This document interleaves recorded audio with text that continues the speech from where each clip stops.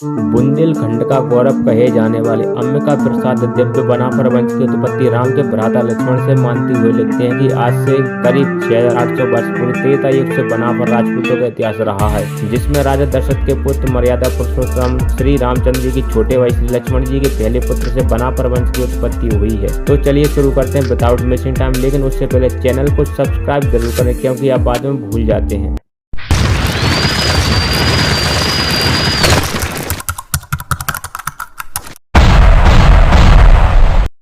भगवान श्री लक्ष्मण जी के दो पुत्र हुए। उनके पहले पुत्र चित्रकेतु वह दूसरे पुत्र अंगद थे। अंगद से वैश्य राजपूतों की उत्पत्ति हुई तथा उनके पहले पुत्र चित्रकेतु के भी दो पुत्र हुए। उनके पहले पुत्र का नाम सीतावरण और दूसरे पुत्र ज्ञानवरण था, जिनसे बनापर वंश के क्षत्रिय राजपूत की उत्पत्ति हुई, जिनका गोत्र भारद्वाज है। यह भारद्वाज गोत्र रामचंद्र जी के पहले वंशजों के गुरु भारद्वाज मुनि के होने के कारण उनका भारद्वाज गोत्र पड़ा, जो भारत मुनि श्री रामचंद्र जी के पहली पीढ़ियों को शिक्षा दीक्षा प्रदान करते थे, जो राजवंश के गुरु श्रेष्ठ कहलाते थे।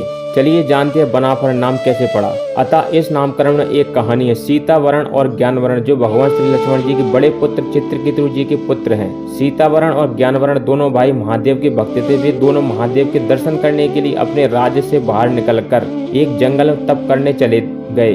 तत्पश्चात तपस्या करने के दौरान वे दोनों भाई यज्ञ कुंड में फलों की आहुति देने लगे, क्योंकि उनके पास जंगल में कुछ भी नहीं था। आहुति देने के लिए दोनों भाई वृक्षों से फल को तोड़कर महादेव को प्रसन्न करने के लिए यज्ञ में आहुति देने लगे, जिसके उपरांत महादेव प्रसन्न होकर दर्शन दिए और कहे, तुम दोनों इस जंगल में असीमित संसाधन होते हुए भी बड़ी कठिनाइयों से कई वर्षों तक मेरी तपस्या की है। अतः मैं बहुत ही तुम्हें एक वरदान देना चाहता हूँ कि तुम दोनों इन वन फलों में मेरी पूजा वंदना की है। अतः आज से तुम लोग बनाफल क्षत्रिय राजपूत के नाम से विख्यात होंगे। पूरे ब्रह्मांड में तुम्हारे इस नाम का कीर्तिमान स्थापित होगा और इस वंश में बहुत ही वीर योद्धा जन्म लेंगे, जिनकी कीर्ति और यश वीरता युगों युगों तक बताई जाएगी। अतः महादेव के दर्शन के उपरांत वे दोनों भाई अपने राज्य करौली राजस्थान चले आए। श्री लक्ष्मण जी के बड़े पुत्र जी के दोनों पुत्रों सीतावरण और ज्ञानवरण की आगे की पीढ़ियां करौली में राज की। धीरे धीरे कई पीढ़ियां करौली में ही युग बीत गया। उसके बाद दूसरा युग द्वापर में अभी वे लोग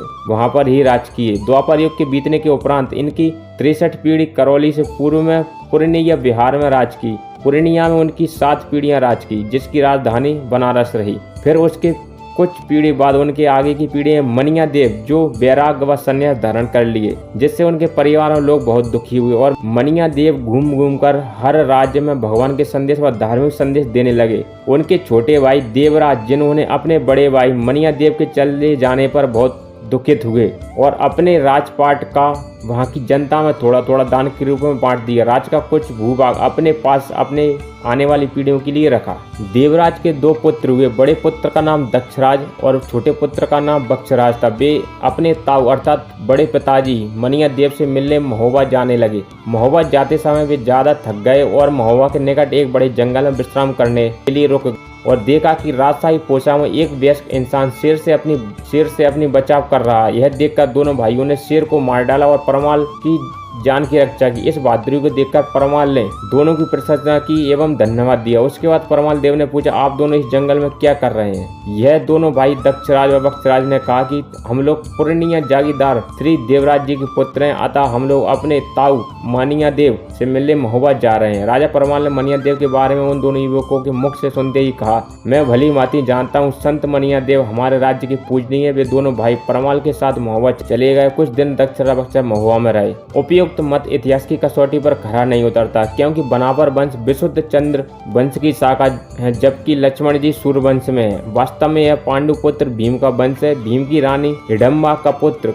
घटोत्कच तो कर्ण की अमुक शक्ति से मारा गया था, परंतु उसका एक पुत्र अपनी माता हिडम्बा के साथ वन में ही रह गया था। इसका वंश के लोग गोंडा, बहराइच, बस्ती, गोरखपुर, फैजाबाद, बाराबंकी, सीतापुर, पीलीभीत स्टेट और बिहार प्रांत में गरुड़ का वंशी, बंगाल में सैनवंशी, उड़ीसा में सोमवंशी, दक्षिण कौशल क्षेत्र में पांडववंशी, रघुवंशी, भौमवंश, उत्कल उड़ीसा कटक, मगवंशी, दक्षिण कौशल, राणावंशी उड़ीसा, वाहनवंशी, उत्तर गुजरात पाटन, राजवंशी गढ़वाल की तराई एवं कछारी आसाम राजपूतों के रूप में पाए जाते हैं। बर्बर क्षत्रिय सौराष्ट्र कच्छ में पाए जाते हैं। उसी वंश में आगे वनस्पर हुए, जिसके वंशज आगे चलकर बनाफर प्रसिद्ध हुए। नृप वंशावली में कविवर मतीराम ने भी इस वंश की पुष्टि की है। कई विद्वान बनाफरों को अहीर भी कहते हैं, लेकिन रक्त शुद्धता का सबसे बड़ा पैमाना होता है कि उस क्षेत्र के सभी राजपूत वंश सदियों से जिस वंश में शादी विवाह कर रहे हो तो वंश रक्त शुद्धता की कसौटी पर